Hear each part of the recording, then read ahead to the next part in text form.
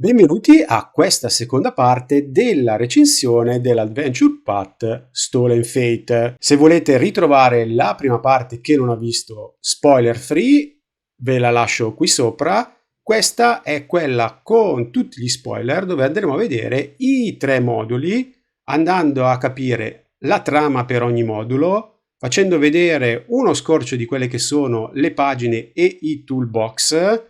Ringraziamo ancora Paizo per averci messo a disposizione questo Adventure Path e per poterlo recensire sul nostro canale.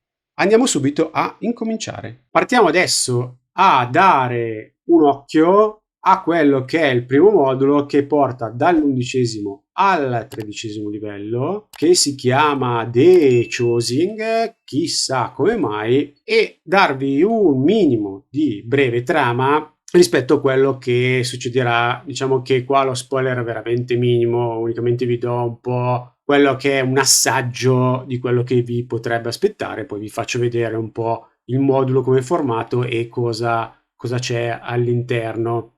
Quindi praticamente i PG scoprono queste carte che sono nel loro possesso e praticamente vengono attirati ad Absalom da una sorta di visione dove apprendono effettivamente la vera natura di queste carte magiche e che il destino sembra che li spinga questi personaggi a raccogliere ancora più carte e soprattutto succede qualcosa di strano, nel senso che queste carte innescano la creazione proprio di un nuovo semipiano che è associato proprio a queste carte. Mentre il PG continua a raccogliere le carte, scoprono, come vi dicevo già in precedenza, che c'è un gruppo avversario malvagio che ovviamente ha lo stesso obiettivo e alla fine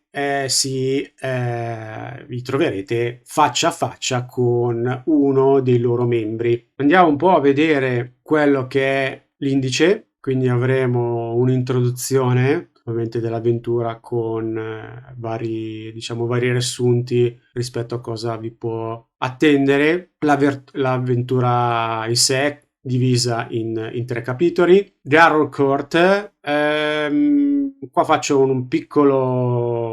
apro una piccola parentesi.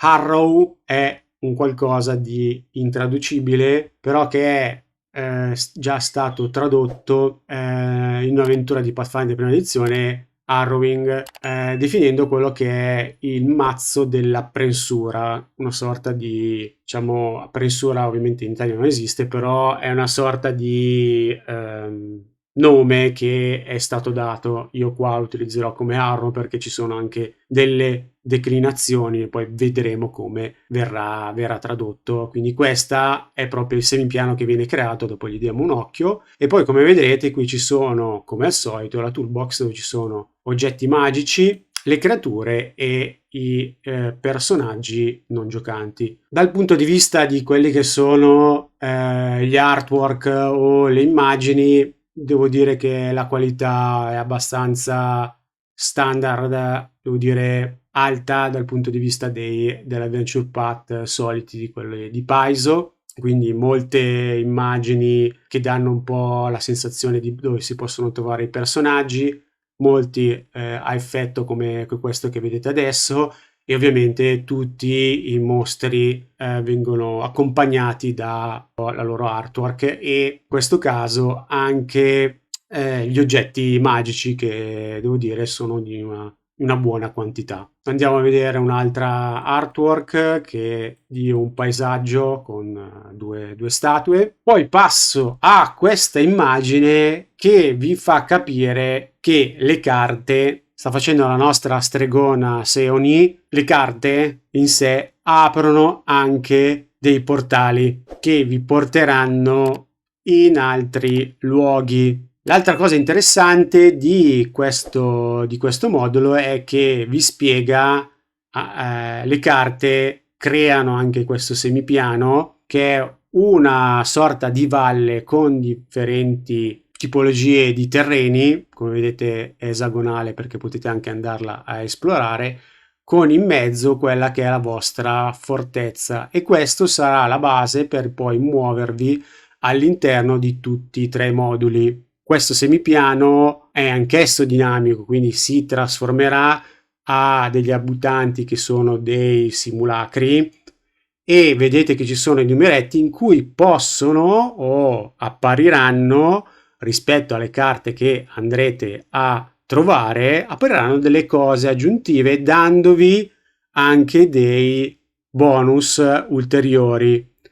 Uno di questi, c'è una carta, mi sembra, dell'orso, che vi permette anche di andare in quella location e magari far apparire degli oggetti magici, ovviamente facendo un tiro e andando a criticare. E questo mi sembra come dire, una cosa nuova e alquanto bizzarra, che magari a molti giocatori può piacere. A me è piaciuta tantissimo, quindi potete esplorarla. Quindi la parte centrale, che è Arrowheart, è quella, anzi c'è, mi sembra, un artwork, un'immagine, eccola qua, in cui potete andare e esplorare il castello, e nel mezzo avete anche tutti questi portali che vi portano all'interno di altri luoghi. E quello che stavo parlando prima è quello che vengono chiamati epitomi. Andando a investire una carta, attivate automaticamente l'epitome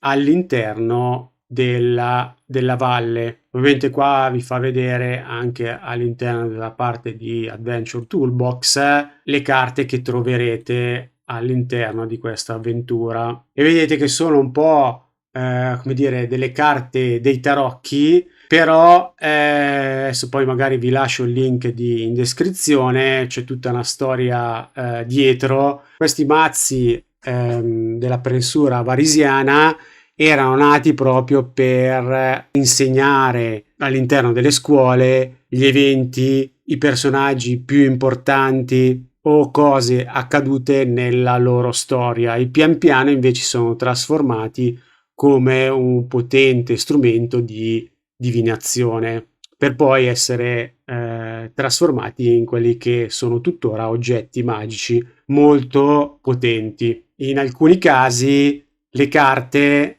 attiveranno altri simulacri, proprio trasformando la carta in un personaggio non giocante, proprio fisico, che interagisce con i personaggi. Passiamo al secondo modulo, che vi porta dal 14° al 17° livello, chiamato La guerra del destino, dove ci sarà proprio una battaglia per difendere quella che è l'Arrow Court, quindi la base degli avventurieri, da un altro cattivo che si fa chiamare il Principe dei Lupi, aiutato dai suoi servitori demoniaci. E quindi i personaggi devono respingere questa invasione e devono cercare e utilizzare un altro manufatto leggendario, che è il mazzo della prensura, ovviamente per vendicarsi e del Principe dei Lupi, e assicurarsi ancora più carte del mazzo del destino. Questo è, rispetto a quello che dicevo prima, è molto più lineare, più una battaglia epica, e andare un po' a stanare il nemico. Andiamo a vedere l'indice. Quindi sono 4 capitoli. Vedete che ci sono molte creature nuove demoniache e nuovi personaggi non giocanti, tra cui c'è anche il Principe dei Lupi e magari qualche buon alleato tra questi personaggi non giocanti. Questa artwork vi fa un po' immaginare cosa dovrete affrontare, e in questo modulo c'è anche una sorta di sottosistema per simulare la battaglia, quindi e addizionare rispetto a quello che vi dicevo prima. Però l'ho trovato, diciamo, dal mio punto di vista molto interessante, per avere un qualcosa di provare di nuovo da giocare. Non andiamo nel dettaglio. Vedete che ci sono anche diversi eventi che andranno a succedere al suo interno. rispetto alla difesa e a chi sta, diciamo, chi sta attaccando. Questo è un nuovo mostro unico che potrete affrontare. Come vedete è una cosa abbastanza bizzarra, tra un mix tra un demon, un verme e un qualcosa di meccanico. Arrivati all'Adventure Toolbox avrete delle fit nuove e, come vi ho detto, degli oggetti, soprattutto in questo modulo, molti oggetti magici che potrete accumulare e utilizzare. E qui arriviamo al terzo modulo che vi porterà dal 18° al 20° livello per 3 capitoli. E qui sulla mia sinistra trovate le Norne, una sorta di sorelle oracolo della mitologia norrena, che vi aiuteranno ad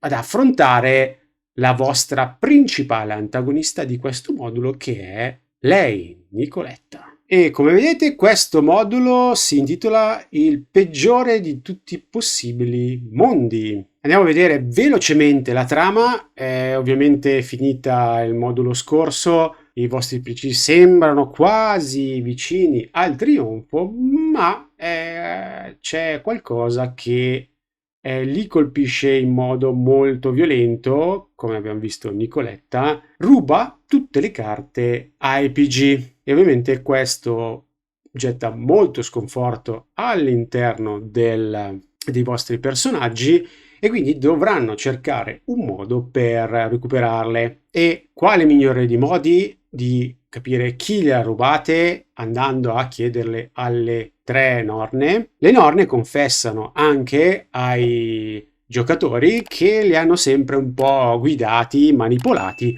per raccogliere tutte le carte, e, come già dicevo, offrono il loro aiuto per rintracciare Nicoletta. In cambio, ovviamente, di una promessa di ristabilire il fato all'interno di Golarion, cercando di curare quella che è la grossa ferita che la vostra antagonista vuole sfruttare per se stessa. A questo punto i personaggi affronteranno diversi pericoli all'interno di diversi continenti e dovranno decidere cosa farne del mazzo una volta che l'hanno completato. Distruggerlo? Come distruggerlo? Chi lo sa? Adesso andiamo a vedere l'indice di questo modulo. Andiamo a vedere un po' la mappa, quindi anche qui, come già detto inizialmente, andrete un po' a vagare per tutti i continenti. Vedete che li toccate praticamente tutti. Come già accennato, i 3 capitoli, cosa fare dopo questa campagna e, come al solito, quelli che sono le creature, gli NPC un po' già annunciate, e il completamento del mazzo del destino e altri, tanto per cambiare, oggetti magici. Cosa molto interessante all'inizio di questo modulo: avete a che fare con questo tizio e dovrete andarlo a convincere cercando di influenzarlo in diversi modi, e avrete anche qui il sistema dei victory point per la negoziazione, e che alla fine vi darà un risultato rispetto a che punteggio acquisirete. Ho trovato interessante farvi vedere questo mostro molto simpatico e soprattutto con delle budella del suo intestino che gli escono e che utilizzerà come arma. Anche questo mostriciattolo mi sembrava carino come immagine dell'artwork di introduzione del terzo capitolo. E come già vi anticipavo, oltre la campagna i personaggi dovranno decidere cosa fare nel mazzo: tenerlo, nasconderlo, distruggerlo. Questo sarà un grosso punto di domanda che unicamente il destino e il fatto dei vostri personaggi saprà cosa fare. Vado a farvi vedere anche tutte le carte del mazzo. Devo dire, un'immagine molto significativa. E con sfondo il nostro Harrow Deck, che potete utilizzare anche all'interno di Foundry VTT, perché c'è un modulo premium che potete comprare per arricchire ulteriormente le vostre avventure e utilizzarlo anche in questa campagna. Vi do un saluto, ci vediamo alla prossima e ne vedremo delle belle.